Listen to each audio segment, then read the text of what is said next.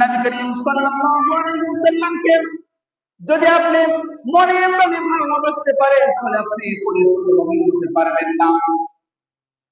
শুনে রাখেন মুসলমান, নামাজ পড়ার নাম ঈমান নয়, রোজা রাখার নাম ঈমান নয়, হজ করার নাম ঈমান নয়, যাকাত দেওয়ার নাম ঈমান নয়।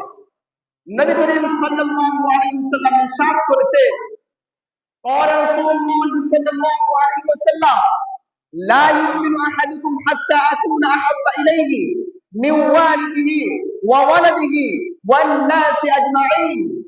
তোমাদের মধ্যে ততক্ষণ পর্যন্ত কেউ পরিপূর্ণ মুমিন হতে পারবে না যতক্ষণ না পর্যন্ত আমি নবীকে তোমাদের পরিবার পরিজন, সন্তান সন্ততি, বিবি বাচ্চা এবং তোমাদের ধন সম্পদ, এমনকি তোমাদের নিজের জানের চাইতে আমি নবীকে বেশি ভালোবাসবে, ততক্ষণ পর্যন্ত তোমরা পরিপূর্ণ মুমিন হতে পারবে না।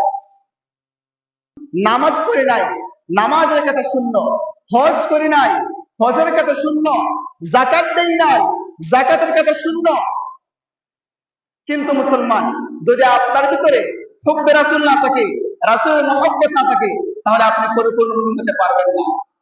নামাজ পড়ি নাই, নামাজের কথা শূন্য, কিন্তু নবী করিম সাল্লাল্লাহু আলাইহি ওয়াসাল্লামের মহব্বত, মুস্তাফার প্রেম এই দিলের ভিতরে রাসূল করিম সাল্লাল্লাহু আলাইহি ওয়াসাল্লামের প্রেম রয়েছে।